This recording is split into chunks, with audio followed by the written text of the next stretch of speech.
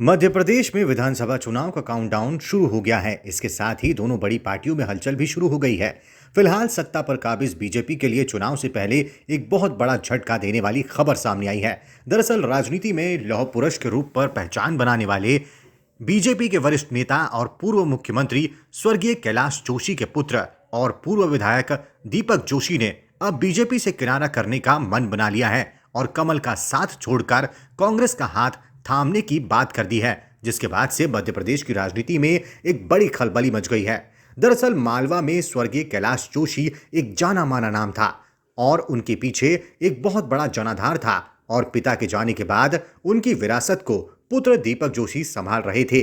लेकिन 2018 के चुनाव में कांग्रेस की लहर में बीजेपी की सरकार जाने के साथ दीपक जोशी को भी अपनी सीट गंवानी पड़ी थी। लेकिन 15 महीने सरकार चलने के बाद सिंधिया की बगावत के साथ ही कांग्रेस से अलग हुए करीब 22 विधायकों के चलते सरकार गिर गई और फिर इन सभी ने बीजेपी ज्वाइन कर ली और एक बार फिर बीजेपी सरकार सत्ता में आ गई। वहीं से इन सभी सीटों पर वर्षों से पार्टी के लिए अपना खून पसीना एक कर कार्य करने वाले नेताओं का पार्टी संगठन द्वारा जो अपमान शुरू हुआ, उसका परिणाम है कि दीपक जोशी जैसे नेताओं को साइडलाइन कर दिया गया।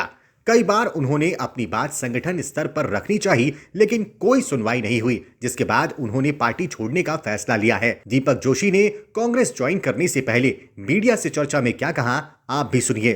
के नाते जो मकान आवंटित था, उनको लगता है कि बहुत छोटा है, या तो उनको नींदें नहीं आई होगी या और कोई कारण रहा होगा, लेकिन उन्होंने अपने मकान के बगल में स्वर्गीय नंद कुमार सिंह जी चौहान हमारे सांसद के मकान को तोड़ एक नया सुसज्जित मकान बनाया और वो 6 महीने के अंदर महज तैयार हो गया। तो ये भेदभाव क्यों?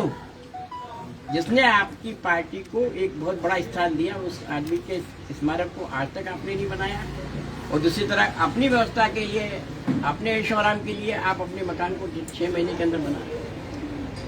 तब मुझे लगा कि मुझे माननीय कमलनाथ जी के साथ जाना चाहिए। मैं किसी प्रकार की पद को लेकर, किसी बात को लेकर कभी संगठन के पास नहीं गया, ना मैं शिकायत करने वाला व्यक्ति हूँ, क्योंकि राजनीति में कहा जाता है कि कमजोर व्यक्ति ही शिकायत करता है। मैं अपने आप को कमजोर न पहले मानता था, न आज मानता हूँ, लेकिन अपनी इस पिता की विरासत को संभालने की, इसके अलावा और कुछ काम हुए जो मेरे मन में लगातार कटोरते रहे। जैसे कि आपको पता होगी कि नगरीय निकाय में बहुत बड़ा घपला हुआ, 19.5 करोड़ रुपये। लगातार मैं प्रदेश के मुख्यमंत्री जी को, मंत्री जी को, संगठनकर्ताओं को अवगत कराता रहा कि इतना बड़ा घपला हमारी बागली विधानसभा में हो गया। बागली की जनता को मैं ये जानता हूँ कि पूरे विश्व में एकमात्र बागली ऐसा विधानसभा रहा होगा जिसकी जनता ने ईमानदारी को वोट दिया। मैं जानता हूँ कि बागली में काम वो नहीं हुए जो होना चाहिए, लेकिन जोशी जी ईमानदार है, जोशी जी झूठ नहीं बोलते। इसको लेकर बागली की जनता ने एक नहीं 8 बार जोशी जी को विधानसभा में पहुंचाया। उस ईमानदारी की विरासत को संभालने की जिम्मेदारी उनकी और मैंने वो उठाने का प्रयास किया, तो आधी बीजेपी मेरे खिलाफ नहीं। तीसरा, आप सबको पता होगा कि उदयनगर में जहाँ जोशी जी 50 साल तक जिस दुकान पे बैठे थे, उस दुकान को ध्वस्त कर दिया। काटाफोड़ में जिस दुकान पे बैठे थे, उस दुकान को ध्वस्त किया। और तो और हाटपिपलिया के केड़ोद गांव में जहाँ से सम्मानीय विधायक जी आते हैं, उस गांव में जनसंघ के जमाने के कार्यकर्ता जो विकलांग था, उसकी गुमटी को हटाने को एक प्रतिष्ठा का प्रश्न बनाया गया और उसको हटाया। जब जिम्मेदारों तक ये बातें पहुंचाई जा रही और जिम्मेदार इन बातों को प्रयास नहीं कर रहे, तब मेरा प्रयास ये हुआ कि इन लोगों के साथ जो जाती हुई है, उसके लिए मुझे लड़ाई लड़ना चाहिए, क्योंकि मैं घर बैठ जाऊंगा तो ठीक नहीं रहेगा। बाद में मुझे लगा कि पार्टी के सब लोगों ने मुझे बुलाने का प्रयास किया, लेकिन मुझे लगा कि अब वो स्थिति नहीं है जिसमें मैं वापस लौटूं।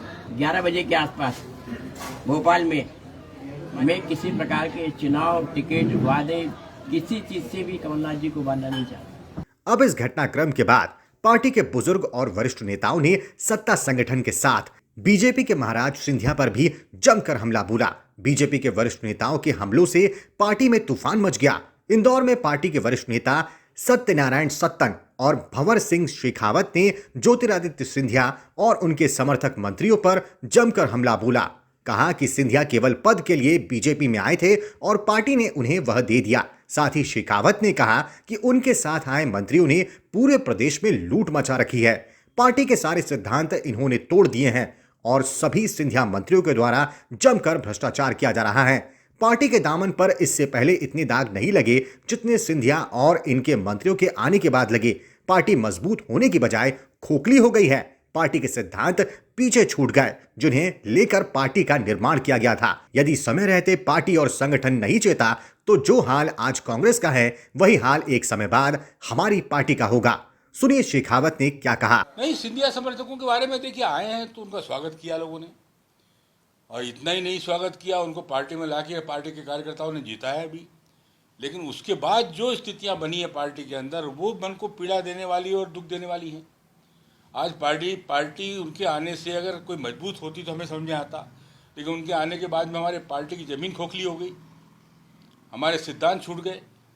जिस सिद्धांत को लेकर हमने पार्टी का निर्माण किया था हमारे लोगों ने, आज वो उससे विरक्त हो गई, दूर हो गई। हमारे भारतीय जनता पार्टी के मंत्रियों पे हमने कभी इतने भ्रष्टाचार के आरोप नहीं सुने जो आज लग रहे ज्योतिरादित्य के साथ जो लोग आए उनके ऊपर। उन्होंने तो खुलेआम लूट मचा रखी है। आज बदनावर के अंदर हमारे राजवर्धन सिंह दत्ती गांव ने पूरी ज़मीनों पे कब्जा करना, सारे खदानों पे कब्जा करना, अवैध रूप से खनन करना सब चालू कर दिया। जुआ सट्टा खुलेआम चला रहा है वो आदमी, और इनके आने के बाद में पार्टी की बदनामी हो रही है। पार्टी की मूल अवधारणा के साथ जो लोग जुड़े हैं उनके मन को पीड़ा हो रही है। यही बात तो हम संगठन को बता रहे हैं। और क्या कह रहे हैं? कार्यकर्ता अपनी बात संगठन को से कह रहा है कि भाई सुनिए, अगर आप समय रहते नहीं चेतेंगे तो यही कारण तो थे जब 2018 में सरकार चली गई थी शिवराज जी की।